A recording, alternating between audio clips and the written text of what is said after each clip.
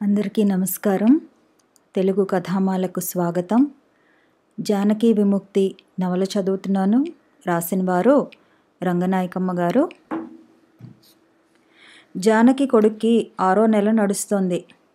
2 నెలల నుంచి జానకి మళ్ళీ ఫ్యాక్టరీకి వెళ్తోంది. ఇంటర్ పరీక్షల్లో మంచి మార్కులతో పాస్ అయింది. టీచర్గా పనిచేయాలని చాలా రోజుల నుంచి కోరిక జానకి. ఇంటర్తో ఆపేసి టీచర్ ట్రైనింగ్కి వెళ్ళటమా, BA అయ్యాక ట్రైనింగ్కి వెళ్ళటమా తేల్చుకోలేకపోతోంది. BA పుస్తకాలు కొన్ని సంపాదించి అప్పుడప్పుడు తిరగేస్తోంది. వాటిని చూస్తుంటే ఏమీ ఉత్సాహం పుట్టడం లేదు. అవి చదవాలంటే టైం కూడా ఉండటం లేదు. ఇంట్లో ఉన్నంతసేపు పిల్లాన్ని వదిలిపెట్టదు. పగలంతా ఎలాగా ఎత్తుకోవడానికి వీలుండదు. రాత్రైనా వాడితో ఉండకుండా పుస్తకాలు చదవాలంటే ఆ చదివేదేమీ మనసుకెక్కదు. వాడికి 3వ నెలప్పుడు వాడి పేరు గురించి ఒక వారం రోజులు అందరినీ సలహాలు అడిగింది. వాడి పేరు వాడే పెట్టుకుంటాడులే పెద్దయ్యాక అన్నాడు సత్యం. అందాక ఏమని పిలవాలి? అబ్బాయి అంటే సరిపోతుంది అన్నాడు. మీకు అబ్బాయి పుడితే అలా పిలుచుకుందుగానిలే అని ఆ సలహా ఎగరగొట్టింది జానకి. శాంత అంది. జానకి, నా అభిప్రాయం చెప్పనా? పుల్లయ్యో ఎల్లయ్యో అని మహాపాత తెలుగు పేరు పెడితే ఈ రోజుల్లో విప్లవం చేసినట్టే. ఇప్పుడు అందరూ చాలా కృత్రిమంగా ఉండే పేర్లే పెడుతున్నారు. ఎవ్వరికీ లేని పేర్లు ఉండాలట వాళ్ళ పిల్లలకి. అందరూ అసూయ పడిపోయే పేర్లు ఉండాలట. సిగ్గు లేకుండా చెప్పేస్తూ ఉంటారు కూడా. ఎవరికి లేని పేరు కావాలోయ్ మా బాబుకి అని మా లాయర్లలో ఒక ఆవిడ అందరినీ అడుగుతోంది 2 ఏళ్ల నుంచి. మా హేమ కూడా అంతేగా. పిల్లలకి ఇంకా పేరు పెట్టలేదు, నాకు నచ్చే పేరు దొరకలేదే అంటూ ఉంటుంది. ఎవరెవరికో ఉత్తరాలు రాస్తూ ఉంటుంది. నవలలన్నీ తిరగేస్తూ ఉంటుంది. ఇప్పటికీ 1,00,000 పేర్లైనా ఆలోచించి ఉంటుంది. ఎంత అసహ్యం వేస్తుందో వాళ్ళ మాటలు వింటుంటే. నువ్వు కూడా అలా చెయ్యకు బాబు. ఎవరికీ లేనిదేదో మనకి ఉండాలనే ఆలోచన ఏమిటసలు? చక్కగా సహజంగా ఉండే పేరేదో పెట్టేయి. పేరేదైతే ఏమిటి? పిల్లాడు చంద్రవంకలా ఉంటే. చంద్రవంక అని పెట్టవే అని అరిచాడు సత్యం. ముద్దుల మూట అని పెట్టండి అంటాడు ప్రభాకర్ ఎప్పుడొచ్చినా. గిరి అయితే ఎప్పటినుంచో పట్టుకున్నాడు. కారల్ మార్క్స్ అని పెట్టక్క, కారల్ మార్క్స్ అని పెట్టక్క అని నిజంగానే చంపుతున్నాడు. మీ నాన్న పేరు పెట్టవే, అంతకన్నా ఏం పెడతావు? కావాలంటే చివర్లో కుమార్ అని పెట్టుకో అంటుంది సుందరమ్మ. సత్యం ఇంతెత్తున లేచి తాతల పేర్లు పెట్టడాలు లేవు, మేము ఒప్పుకోం అని పెద్ద అభ్యంతరం లేవదీస్తాడు. పెద్దవాళ్ళ పేర్లు పెడితే వాళ్ళని మర్చిపోకుండా ఉండొచ్చుగా అని సుందరమ్మ రీజన్ మాట్లాడుతుంది. ఎందుకు మర్చిపోకుండా ఉండాలి పెద్దవాళ్ళని? వాళ్ళు ఏమైనా మంచి పనులు చేసి తమని లోకం మర్చిపోకుండా చేసుకోవాలి కానీ వాళ్ళ పేర్లు పిల్లల మీద పడేసి పిల్లల ద్వారా మనవళ్ళ ద్వారా ముని మనవళ్ళ ద్వారా లోకంలో పీఠం వేసి కూర్చోవాలంటే ఆ ఆటలు సాగనివ్వం. అదంతా ఫ్యూడల్ అని పోట్లాడతాడు సత్యం. పిల్లలకి మన తెలుగు పేర్లే పెట్టుకోవాలా అని సందేహిస్తూ అడిగింది జానకి ఒకసారి. అలా అని రూలేం లేదే, ప్రపంచంలో ఏ భాష పేరైనా పెట్టుకోవచ్చు మనకి నచ్చితే అంది శాంత. అయితే బ్రూనో అని పెట్టాలని ఉంది నాకు అంది జానకి ఎప్పటినుంచో మనసులో ఉన్న మాట బయట పెట్టేసినట్టు. 5-6 నెలల కిందట జానకి బ్రూనో గురించి, కోపర్నికస్, గెలీలియో ఇంకా చాలామంది గురించి ఒక పుస్తకం చదివింది. వాళ్ళందరిలోకి బ్రూనో గురించి బాగా హత్తుకుపోయింది జానకి మనసులో. ఆయన దేవుడికి వ్యతిరేకంగా సైన్స్ విషయాలు చెప్పాడని, నిషిద్ధ గ్రంథాలు చదివాడని మతాధికారులు ఆయనకి మరణశిక్ష వేసి సజీవంగా తగలబెట్టి చంపేశారు. చంపేటప్పుడు ఆయనకి నోట్లోంచి శబ్దం రాకుండా నోట్లో ఏదో వస్తువు అడ్డం పెట్టి ఘోరమైన చిత్రహింసతో తగలబెట్టారట. అప్పటి చిత్రహింసల పద్ధతి అది. అంత క్రూరం. ఆ విషయం చదివినప్పుడు జానకి ఏడుపు వచ్చేసింది. తనకి మరణశిక్ష వేశారని తీర్పు విన్నప్పుడు బ్రూనో ఆ న్యాయాధికారులతో, ఈ శిక్ష స్వీకరించడానికి నేను భయపడేదానికన్నా ఈ శిక్ష నాకివ్వటానికి మీరే ఎక్కువ భయపడుతున్నట్టుంది అన్నాడట. తను కనిపెట్టిన సైన్స్ విషయాల గురించి తన అభిప్రాయాలు మార్చుకుంటానని చెప్పి క్షమాపణ కోరితే ఆయనకు ఆ శిక్ష పడేది కాదు. కానీ ఆయన అలా చేయలేదు. అంత చిత్రహింసతో ఎదురు చూసే మరణశిక్షకే తల వంచాడు. ఎంతెంత త్యాగాలు చేసిన గొప్పవాళ్ళున్నారో లోకంలో అనుకుంది అప్పుడు జానకి. అప్పటి నుంచి ఆ పేరు మీదే ప్రేమ. తనకి పిల్లాడు పుట్టినప్పటి నుంచి జానకి బ్రూనో పేరే మనసులో ఉంది. కానీ అంతంత గొప్పవాళ్ళ పేర్లు ఎవళ్ళు పడితే వాళ్ళు పెట్టుకుంటే బాగుండదేమోనని మొదట్లో కొంచెం సిగ్గుపడింది. అయినా ఆ పేరు మీదే ఇష్టంగా ఉండటం వల్ల ఎలాగో ధైర్యం చేసి అనేసింది. ఆ పేరు వినగానే శాంత, సత్యం చాలా సంతోషించారు. ఎంత చక్కగా ఆలోచించావు జానకి అంది శాంత. అవును, చెప్పడానికి మనకు తోచలేదు కానీ లోకం కోసం త్యాగాలు చేసిన వాళ్ళ పేర్లే పెట్టుకోవాలి. అలాంటి గొప్పవాళ్ళనే తరతరాలకి గుర్తు చేసుకోవాలి. ఆ పేర్లు ఒక తరం నుంచి ఒక తరానికి అందించి వాటిని నిలిపి ఉంచాలి అన్నాడు సత్యం. అయితే బ్రూనో మనింట్లోనే ఉన్నాడర్రా అంది శాంత. బ్రూనో బ్రూనో అనే పిలుపులతో ఇల్లంతా మార్మోగింది. ఇరుగు పొరుగు వాళ్ళ చెవుల్లోకి కూడా బ్రూనో జొరబడ్డాడు. బ్రూనో ఎవరో సుందరమ్మకి వివరంగా చెప్పారు. 400 సంవత్సరాల కిందటివాడు ఆయన. ఇటలీ దేశంవాడు. గొప్ప ఖగోళ శాస్త్రజ్ఞుడు. మతాధికారులు ఆయనకి ఘోరమైన మరణశిక్ష వేసి చంపేశారు అని చెప్పారు. ఆ కథంతా వింటే సుందరమ్మకి జాలేసింది కానీ ఆ పేరు పిల్లాడికి పెట్టడం నచ్చలేదు. ఆ పేరు జానకే పెట్టుకుంది కాబట్టి పోనీలే, దానికి నచ్చిన పేరు అది పెట్టుకుంది అని సరిపెట్టుకుంది. నేను మాత్రం నాకు ఇష్టమైన పేరుతో పిలుచుకుంటాను వాణ్ణి అంది. పిలుచుకో, నీ ఇష్టం అంది జానకి. కృష్ణ కృష్ణ అని పిలవటం మొదలెట్టింది. ఆ పూట నుంచి గీతాయజ్ఞం ముగిసిన 2 రోజుల్లోనే పుట్టాడట వాడు. కృష్ణుడే పుట్టాడని ఆనందం అమ్మమ్మకి. కానీ పాపం అమ్మమ్మ ఆనందాన్నంతా విషాదం చేస్తూ బ్రూనో నెమ్మదిగా కృష్ణుని తరిమేశాడు. బ్రూనో అని పిలిస్తేనే పిల్లాడు తల తిప్పి చూస్తాడు, నవ్వుతాడు. కృష్ణ అంటే వాడెవడో నేనెరగనన్నట్టు, తనని కాదన్నట్టు ఊరుకుంటాడు. ఆ పేరుతో వాణ్ణి అమ్మమ్మ ఒక్కతే పిలుస్తుంది. వీడు దొంగ వెధవేనే, మీ సజ్జులోనే కలిశాడు వీడును. ఇలాంటి వెధవకి కృష్ణుడి పేరు కూడా ఎందుకులే అని అమ్మమ్మ ఉక్రోషపడి మూలుక్కుంటూ ఉంటుంది అప్పుడప్పుడు.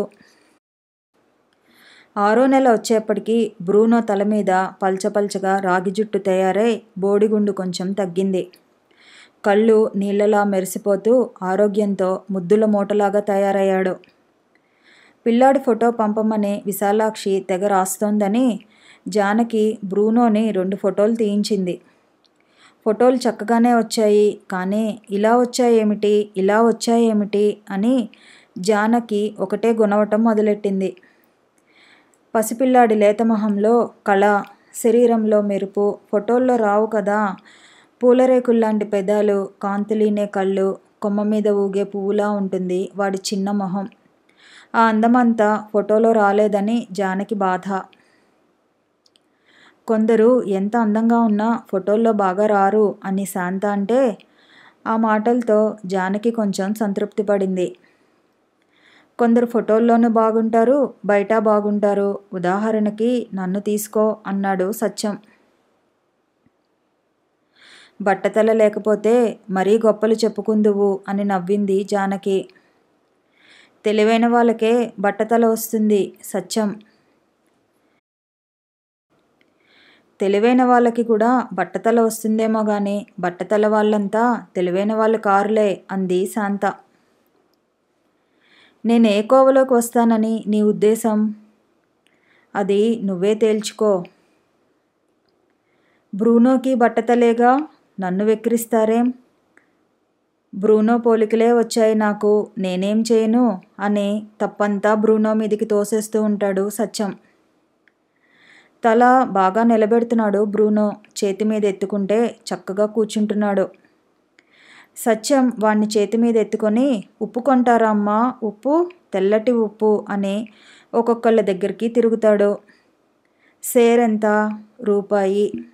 అమ్మో అంత ఖరీదా, మాకక్కర్లేదులే అంటారు జానకి సుందరమ్మ. ఎంత తెల్లటి ఉప్పో చూడండమ్మా, సేరు పావలా చేసుకో.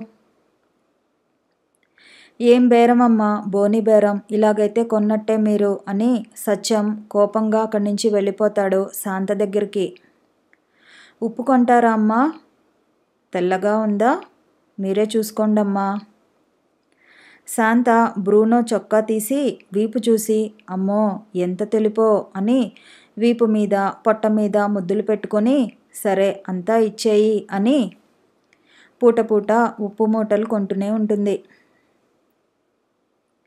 ఉప్పు అమ్మకం అయ్యాక పందిపిల్లని కొంటారా అమ్మా అని కొత్త అమ్మకం. ఛీ, పందిపిల్ల ఎవరికి కావాలి, మేకపిల్ల అయితే కొంటాం అంటుంది జానకి. ఏది తెచ్చినా మీరు ఇలాగే వంకలు పెడతారమ్మా, గీచి గీచి బేరాలాడతారు. ఆ పైగదిలో ఆమె ఏది తీసుకెళ్ళినా వద్దనకుండా కొంటుంది అని విసుక్కుని సరుకుని పైకి తీసుకుపోతాడు. ఆ గదిలో ఆమె రోజు పందిపిల్లల్ని, పిల్లి పిల్లల్ని, కుక్క పిల్లల్ని కొంటూనే ఉంటుంది. ఒక్కోసారి డబ్బులు లేవంటుంది. పర్వాలేదులేండి, మీ దగ్గర డబ్బు ఎక్కడికి పోతుంది అంటాడు సరుకు మనిషి. ఒక్కోసారి అయితే, పోనీ డబ్బులు లేకపోతే ఒక ముద్దిచ్చేయండి అంటాడు. నిన్న ఇచ్చిన ముద్దుకి ఇది కూడా చూసుకో అంటుంది ఆమె.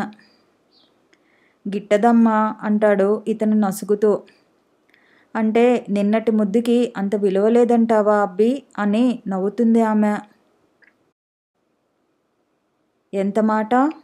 పోనీ రేపటి ముద్దు ఇచ్చేయండి, రేపు సంపెంగ పూలు తెచ్చి పెడతాను, తేనె పట్టు, పనసపండు కూడా తెచ్చి పెడతాను. రేపు నా దగ్గర డబ్బులుంటాయిలే, డబ్బులే ఇస్తాను, ముద్దు ఇవ్వను. సరేనమ్మా, మీకెట్టా ఇష్టమైతే అట్టా ఇవ్వండమ్మా, మీ దయ. బ్రూనో మూలంగా వాళ్ళిద్దరి మధ్య బోలెడు లావాదేవీలు నడుస్తూ ఉంటాయి రోజు. బ్రూనోకి పాకటాలు వచ్చినప్పటి నుంచి ఇల్లంతా గొడవ గొడవగా తయారైంది. వీణ్ణి తీయండర్రా, నన్ను పని చేసుకొనివ్వటం లేదు అని ఎవరో ఒకరు ఇంకెవరినో ఒకరిని కేకలేస్తూనే ఉంటారు. కాలొచ్చిందమ్మా వెధవకి, ఏ వస్తువు ఉంచడం లేదు నేల మీద, ఇంకెక్కడ పెట్టుకోవాలో అని అమ్మమ్మ గోల పెడుతూ ఉంటుంది. సత్యం రాసుకుంటూనో చదువుకుంటూనో ఉంటే బ్రూనో నెమ్మదిగా పాకుతూ వచ్చి సత్యం వీపు పట్టుకుని లేచి నించుంటాడు. అమ్మో వీడి కాళ్ళ మీద వీడు నిలబడ్డారా, రండి రండి చూద్దురుగాని అని సత్యం సంతోషంతో కేకలు పెడతాడు. వాణ్ణి చూస్తుంటే సత్యానికి పనులన్నీ మానేసి ఎంతోసేపు వాడితో ఆడాలనిపిస్తుంది. శాంత, ఋషుల తపస్సులు పాడు చేయడానికి అప్సరసల్ని పంపుతారు కానీ ఒక చంటి పిల్లాన్ని పంపిస్తే పని తేలిగ్గా అయిపోదు. పిల్లాడు పాక్కుంటూ వెళ్ళి ఋషి వీపు పట్టుకొని నిలబడితే ఇంకా తపస్సు చేస్తాడా అంటాడు. ఋషులు పిల్లలతో ఆడే రకం అనుకున్నావేమిటి? నీలాగా పిల్లల్ని జల్లల్ని వదిలిపెట్టే కదా వాళ్ళు తపస్సులకు పోయేది అంటుంది శాంత. జానకి రాసుకుంటోంది. ప్రభాకర్ దూరంగా నిలబడి చూస్తున్నాడు. చాలాసేపు చూసి, మీ వేళ్ళు ఎంత అందంగా ఉంటాయో, మీ స్వభావం అంతా మీ వేళ్లలో ఉన్నట్టు కనబడుతుంది నాకు అన్నాడు. జానకి ఒకసారి తన చేతివైపు చూసుకుని, కావాలంటే తీసుకోండి అని చెయ్యి తీసి ఇచ్చేసింది. ప్రభాకర్ ఆనందంతో పొంగిపోతూ మహాభక్తుడు దేవీ విగ్రహాన్ని ఎత్తుకున్నట్టు ఆ చేతిని ఎత్తుకున్నాడు. అంతలో సత్యం హడావిడిగా అటు వచ్చాడు. రాగానే జానకిని చూసి తర్వాత ప్రభాకర్ని చూసి, అదేమిటి జానకి, అలా చేశావేమిటి అని కోపంగా అరిచాడు. ప్రభాకర్ భయపడి ఈ చెయ్యి అంటే నాకు చాలా ప్రేమని అని ఆ చేతిని నిమిరాడు. ఛీ, అదేం ప్రేమ? ప్రేమంటే అర్థం తెలుసా నీకు? కుంటి చేత్తో జానకేం బాగుంది? "ఉమ్, ఊ, పెట్టేయ్ చెయ్యి తొందరగా. అంత ప్రేమైతే జానకినే ఎత్తుకో" అని సత్యం పెద్ద పెద్ద కేకలేశాడు.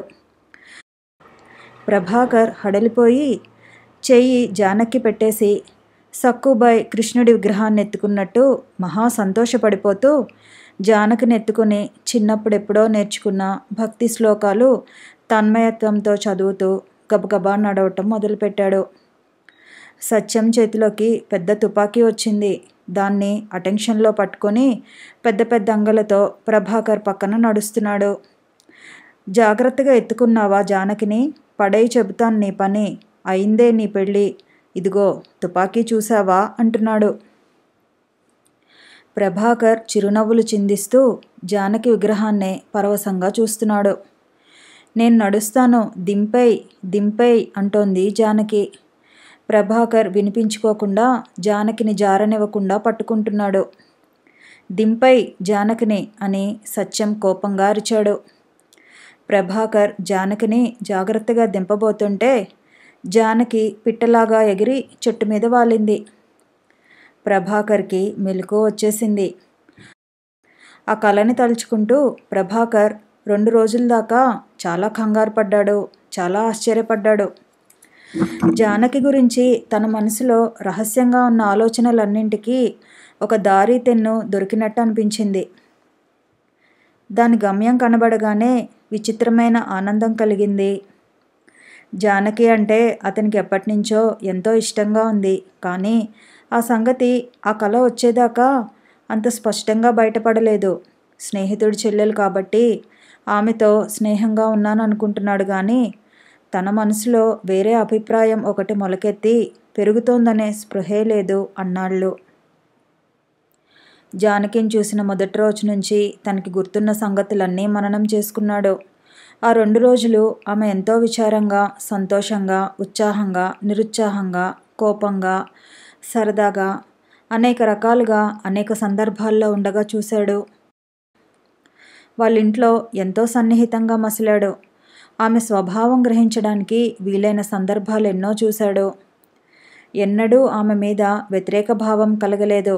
అలా మాట్లాడిందేమిటి, అలా ప్రవర్తించిందేమిటి అని ఆమె మాటలకి, చేష్టలకి ఎన్నడూ అతని మనసు కించపడలేదు. పైగా ఎన్నో విధాలుగా ఆమె మీద సదభిప్రాయమే, గౌరవమే కలిగింది.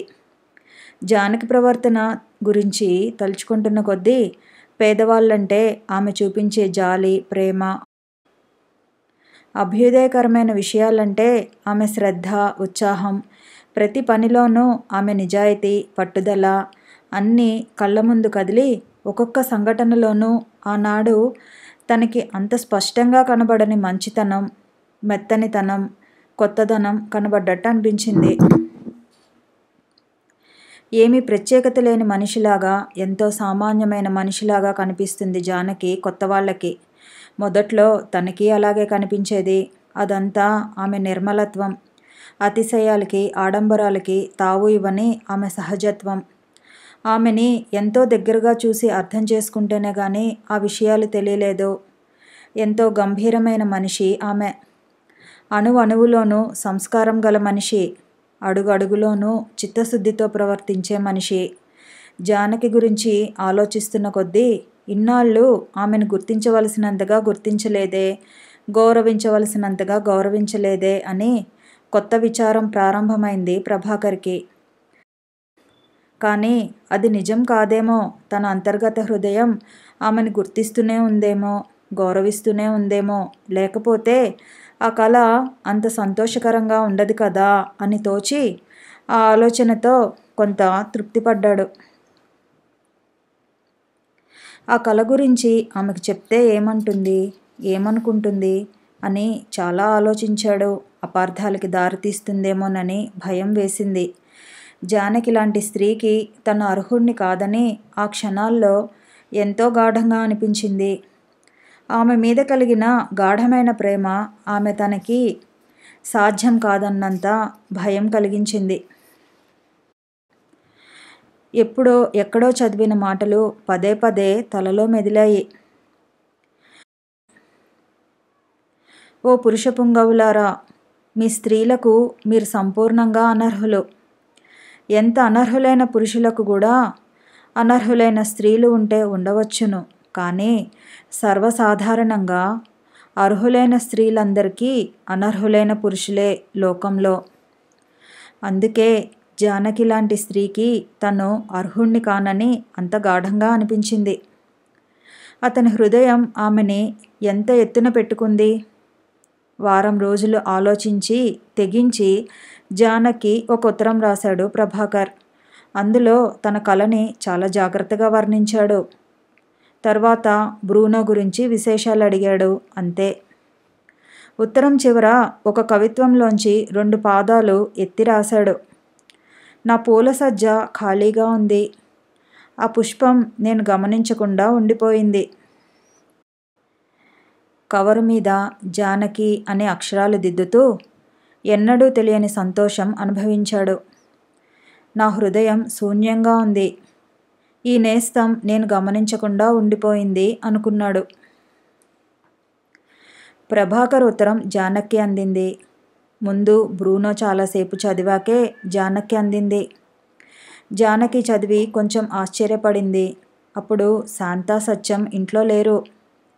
రాత్రి వాళ్ళొచ్చాక ప్రభాకర్ గారు ఉత్తరం రాశారు చూడండి అని ఆ ఉత్తరం శాంత చేతికిచ్చింది పైకి వెళ్తుంటే. శాంత, సత్యం కూడా ఆ ఉత్తరం చదివారు. నేను 2 దెబ్బలు కూడా వేసినట్టు కల వస్తే పోయేది అన్నాడు సత్యం నవ్వి. మంచి వాళ్ళను కూడా కొట్టబుద్దేస్తుందా నీకు అంది శాంత. మరి జానకి చెయ్యెందుకు విరగ్గొట్టాడు? అతను విరగ్గొట్టలేదు.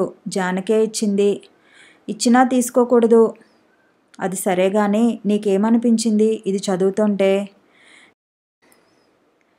జానకంటే చాలా ఇంట్రెస్ట్గా ఉన్నాడనుకుంటాను. ఇంతకు ముందు కూడా 2-3 సార్లు అలా అనిపించాడు. అలాగా నేనెప్పుడూ గమనించలేదే. జానకి ఎలా ఫీల్ అయింది ఈ ఉత్తరం చూసి? ఎప్పట్లాగే ఉన్నట్టుంది. అయినా ఏముంది అందులో? పాపం చాలా జంకుతూ రాసినట్టున్నాడు. ప్రభాకర్ చాలా సెన్సిటివ్గానే ఉంటాడు గాని అతని తల్లి, తండ్రి, అక్కలు పరమ చెత్త మనుషులు సత్యం. ఏం చేస్తారు చెత్త మనుషులైతే? ఆ సమస్యను పరిష్కరించుకోలేడా అతను? ప్రేమ ముందు అదొక సమస్య. అందులోనూ కమ్యూనిస్ట్ జ్ఞానం గల ప్రేమ ముందు. జానకి అభిప్రాయం తెలియకుండా మనం ఇలా మాట్లాడుకోవడం బాగాలేదు. వాళ్ళ సంగతి కాదు, జనరల్గా అంటున్నాను. అత్తలు, ఆడబిడ్డలు ఎప్పుడూ పీడిస్తారు కోడళ్ళని. భర్తలు అందుకు అవకాశం ఇస్తేనే కదా, భార్యల్ని తీసుకుపోయి వాళ్ళ కాళ్ళ ముందు పడేస్తేనే కదా కోడళ్ళు కూడా వెర్రిమొహాలేసుకుని అన్నింటినీ భరిస్తూనూ ఉంటేనే కదా. అలాంటి పరిస్థితి లేదు కదా ఇక్కడ. ప్రభాకర్ అలాంటి వాడు కాడు. అలాంటి వాడైతే జానకి అతన్ని ఇష్టపడదు. నిజంగా వాళ్ళకి ఒకళ్ళంటే ఒకళ్ళకి ఇష్టమైతే మిగతా విషయాల్లో ఎలా చేసుకోవాలో అలాగే చేసుకుంటారు. మర్నాడు సత్యం ప్రభాకర్ ఉత్తరం జానకిస్తూ జవాబు రాసావా అన్నాడు. ఏం ఉంది జవాబు రాయటానికి అంది జానకి. సత్యం ఇంకేమీ అనకుండా ఊరుకున్నాడు. 2 రోజుల తర్వాత ప్రభాకర్ జంకుతూ వచ్చాడు. గదిలోంచి జానకి పాట వినబడుతుంటే నిశ్శబ్దంగా గుమ్మం బయటే నిలబడి విన్నాడు. పాట అయిపోయాక ఇంకో పాట కోసం ఎదురుచూస్తుంటే జానకి బయటికి వచ్చింది. అదేమిటి, ఎంతసేపయింది మీరొచ్చి అంది. ఇప్పుడేలేండి, పాట చక్కగా వినబడుతుంటే అలా నుంచున్నాను. అంత చక్కగా ఉందా? ఏదో పాడుకున్నాను. మీకోసం మీరు పాడుకున్నారు కాబట్టే మరీ బాగుంది. అలాంటప్పుడే వినాలి అసలు. కొంచెం సిగ్గుపడినట్టు ఊరుకుంది. జానకి ఎప్పట్లాగే ఉంది. ఏమీ మార్పు కనబడలేదు అతనికి. మీ ఉత్తరం అందిందండి అంది కొంచెం నవ్వి. పోస్ట్ వారికి కృతజ్ఞతలు అనుకున్నాడు. బ్రూనో ఏడి అన్నాడు. ఆడుకుంటున్నాడు వాకిట్లో. ఉత్తరం చివర రాశారే, ఆ మాటలు ఎక్కడివి అంది జానకి కొంచెం కుతూహలంగా. ఠాగూర్ గీతాంజలిలోవి. అంత బాగుంటుందా గీతాంజలి? అంతా కాదు, కొంత అంత బాగుంటుంది. ఆ మాటలు ఎవరు ఎవరితో అంటారు? భక్తుడి ఊహలవి ఈశ్వరుడి గురించి. ఈశ్వరుడంటే మండిపడతారుగా మీరు అని జానకి మెత్తగా నవ్వింది. కానీ జీవితంలో ప్రతి ఒక్కరికి ఒక్కో ఈశ్వరుడుంటాడు. నా ఈశ్వరుడు మీరు అందామనుకొని అతి ప్రయత్నం మీద ఆ మాటలు ఆపుకొని నవ్వి ఊరుకున్నాడు.